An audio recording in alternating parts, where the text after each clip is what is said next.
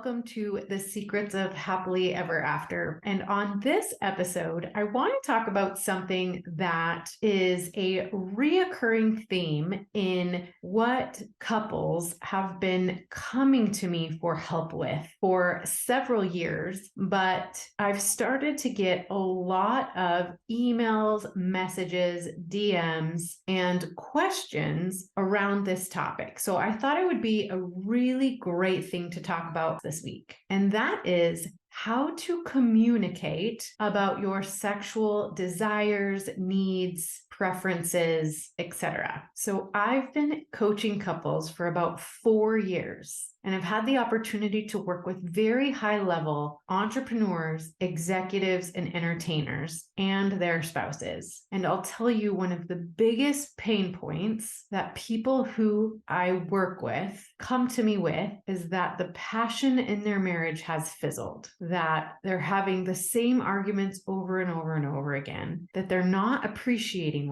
one another. And one of the first things to go when you're not feeling super connected is sexual intimacy. That's usually the presenting problem. One partner is unhappy with the quantity and quality of the sexual relationship, and it's causing a lot of problems in the relationship. So how can we fix this? Now, for whatever reason, talking about sexual intimacy is really vulnerable and really difficult for most couples. There's a long list of reasons why this is the case. For one thing, no other area of a couple's life has more potential for embarrassment, hurt, and rejection than your sexual relationship. Also, there are so many cultural or familial or societal messages that we get around this topic. There's a lot of bad information out there, not to mention that this is probably the most highly misunderstood area of your relationship. And when you got married, you probably had all kinds of expectations and wild ideas about what a healthy, thriving sex life should look like. Some of you maybe had no idea what this was going to be like because it's a topic that nobody ever talked about. Maybe there's a whole lot of shame surrounding this topic. Maybe you've had painful past experiences around this topic. Or maybe, like me, you were pretty educated about the physicality of a sexual relationship, but you had spent your whole life watching romantic comedies and Disney movies and reading romantic novels that got your expectations around what romance would look like to sky high and absolutely unattainable levels. So whatever the reason that this is a difficult topic to discuss, the reality is that it's probably one of the most important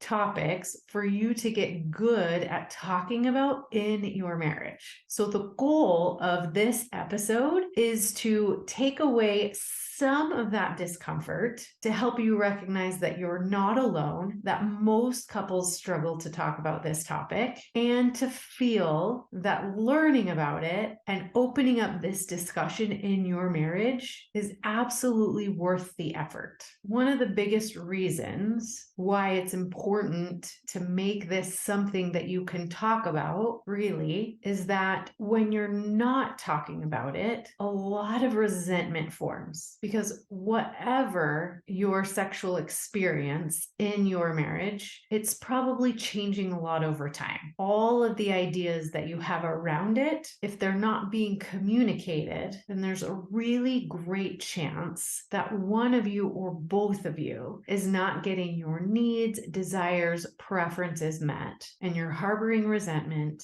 you're being passive aggressive, you're withdrawing from the relationship, you're not experiencing the fullness of joy that can come from it. And if you're talking about it all, it's probably really vague and inconclusive and probably not getting the result you're after. So in this episode, I want to give you a few tips on how you can open and keep this conversation ongoing. One of my very favorite quotes comes from the godfather of marriage research himself, John Gottman. And he says this: the bottom line is that great sex is not rocket science. It's very doable, but you have to be able to talk about it and you have to make it a priority in your relationship. So making it a priority in your relationship is something we can tackle in a later episode, but being able to talk about it is what I want to go over today. So first things first, if you want to open up a conversation around sex, you first have to be willing to define what sex even means to you. So often, what sex means to a husband and what sex means to a wife are very different, depending on how you grew up, depending on your physiology, depending on your relationship and past relationships, and whatever's currently going on in your life and marriage in regards to children, work, other stressors.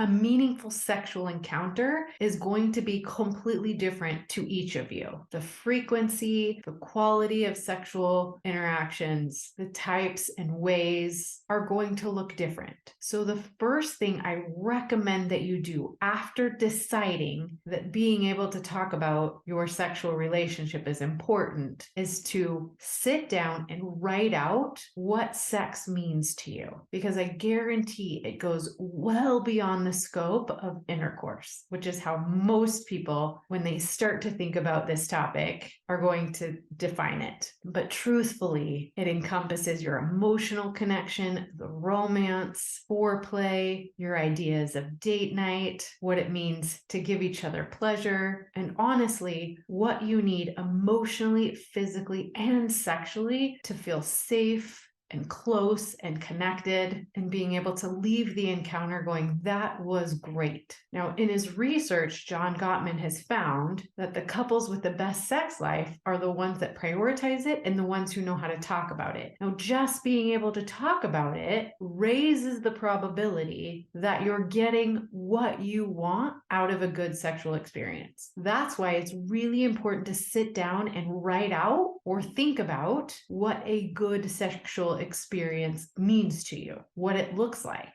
what it would feel like. Once you have that established, I want you to kind of think about your goal and having this ongoing conversation. Now, if you think that you're going to have one conversation with your partner and all of a sudden the sex is going to be amazing, you're probably going to be disappointed. But if your goal is just to open up the conversation, to understand your partner better, and to open up the doors for a collaborative, cooperative, creative experience for the two of you that's going to enrich your marriage, then you're on the right track. So step one, decide that it's important enough to take action. Number two, define what a great sexual experience is to you. Number three, figure out why it's important to be able to talk about and what your goals are in opening up this conversation. Number four, learn how to talk about it well, meaning you want to be open to not only sharing your ideas vulnerably, but being curious about your partner, being compassionate, being patient, and being gentle and positive with your language. This also means being specific. Instead of saying, I think we should have sex more often, try something like, I really enjoy it when you touch me in this way. It feels awesome when we have the opportunity to be alone, when we can just focus on each other, and we make it a priority to go to bed at the same time so we can spend some time cuddling and caressing and doing A, B, and C, right? That's more specific, and that's a positive way of opening up that conversation. And you're vulnerably sharing your desires, your needs, your preferences, right? And then the fifth and final tip that I'll give you in this episode is to establish an ongoing time when you can keep coming back to this topic. So I always suggest that my clients have a specific time that they can talk about and collaborate about their sexual experiences. Sometimes we call this Sex Talk Tuesdays, where you go for a walk in your neighborhood or a local park and you can kind of report on how things are going. I recommend not having this discussion in your bedroom so that you can keep that kind of a safe and sacred place to experience your sexuality together. And also,